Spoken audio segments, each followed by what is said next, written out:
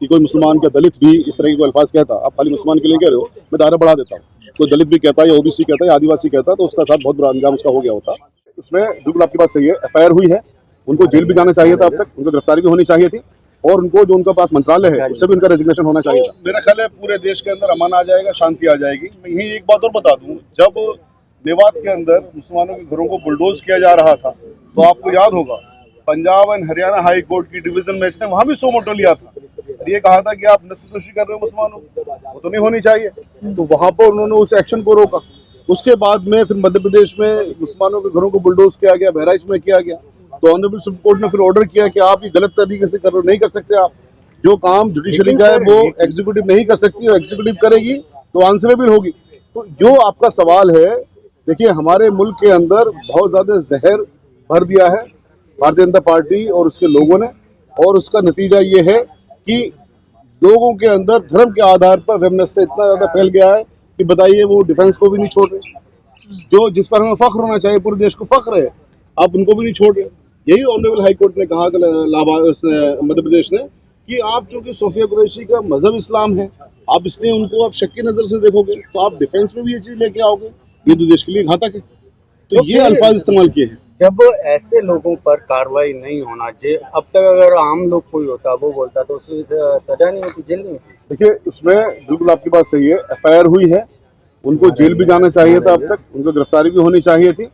और उनको जो उनका पास मंत्रालय है उससे भी उनका रेजिग्नेशन होना चाहिए था। बेसिकली ऐसे लोगों की जगह असल में जेल ही है और जब ऐसे लोग जेल जाएंगे तभी शांति आएगी। लेकिन जितना भी अभी तक एक्शन हुआ है, जितना भी अभी तक एक्शन हुआ है वो एक्शन भी अपने आप में बहुत है, उसमें देशद्रोह की धाराएं भी हैं, से फैलाने की धाराएं भी हैं। इससे पहले पुलिस प्रशासन को जो जिम्मेदारी थी वो नहीं इसमें। बिल्कुल सही बात है आपकी, उसमें भी ऑनरेबल सुप्रीम कोर्ट ने जब ये आपके उत्तराखंड के अंदर एक धर्म संसद कर रहे थे,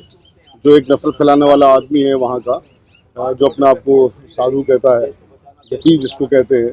तो उसने जब वहाँ धर्म संसद करी और मुसलमानों की नस्लकुशी की बात करी तो ऑनरेबल सुप्रीम कोर्ट का ये आदेश था कि अब कोई अगर नफरत फैलाने की बात करता है तो उसमें किसी फॉर्मल कंप्लेंट की भी जरूरत नहीं है, वहाँ पर प्रशासन ने खुद एफआईआर करनी चाहिए।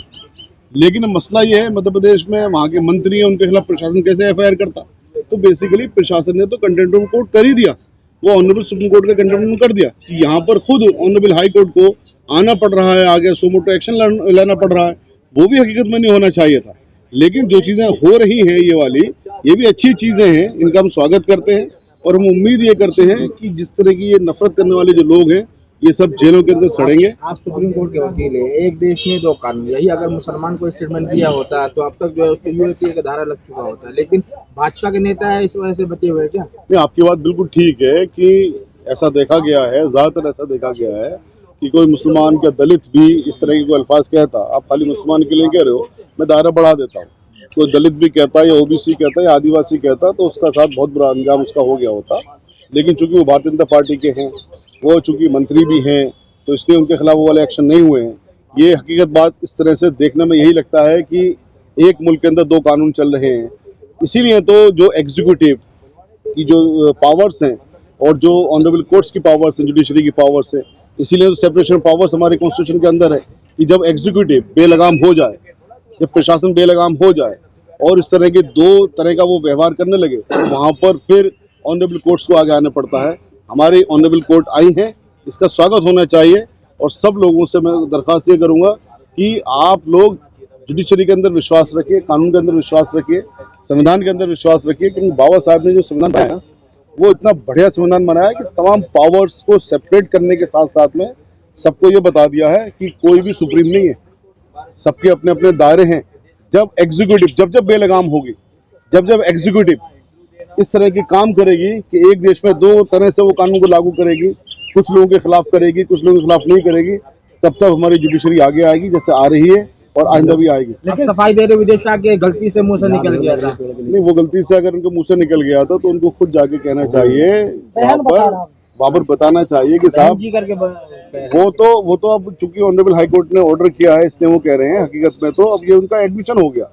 एडमिशन के बाद तो अब उन्होंने गलती करी है नहीं करी है वो काम ऑनरेबल कोर्ट का होता है ट्रायल में देखने का। फिलहाल आखिरी सवाल यह है कि आप सोफिया कुरैशी जो महिला एक कमांडर थी, सुप्रीम कोर्ट के एडवोकेट, एज एडवोकेट आप क्या कहना चाहिए? तो हम उनको सलाम करते हैं, हमें फख्र है हमारी डिफेंसेस पर, सोफिया कुरैशी पर भी